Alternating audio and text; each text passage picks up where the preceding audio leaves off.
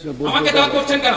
বলেন বলেন, আপনি বলেন না, আপনি বলেন, আপনি বলতে থাকেন, বলতেছেন, বলতে থাকেন, বলেন। না, আমাকে সুযোগ দেওয়া হয়েছে, তারপর আমাকে কেন বলেন না?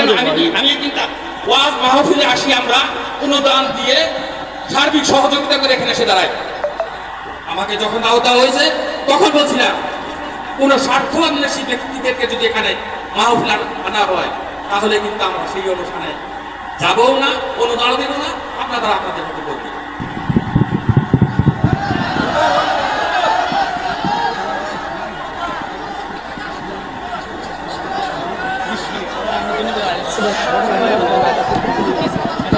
আমরা সমাজে উঠে আসি নাই, আমরা এই দেশের নাগরিক।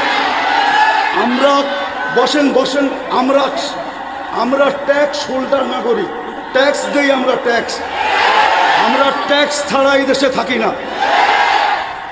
আমাদের দেশের কালচার এটা হয়ে গেছে, সবাই হুজুরদের কথা বলে কিন্তু হুজুরদেরকে আন্ডার এস্টিমেট করে।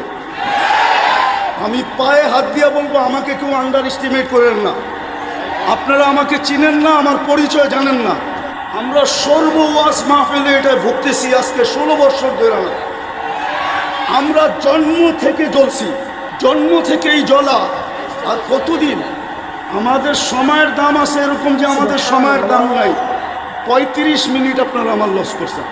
বা আমাদের এইটা কইরা খাইতে হবে এরকম কোনো জরুরি না যে আমাদের ওয়াজ করেই খেতে হবে। আমাদের খাওয়ার অনেক ব্যবস্থা আল্লাহ রেখে দিছে। যেই আল্লাহ আমাকে জন্ম দিছে উনি আমার খাওয়া তৈরি করেন নাই না, খাওয়া ছাড়া আমাকে দুনিয়াতে পাঠায় দিছে যে আমাকে এইভাবে করে খেতে হবে।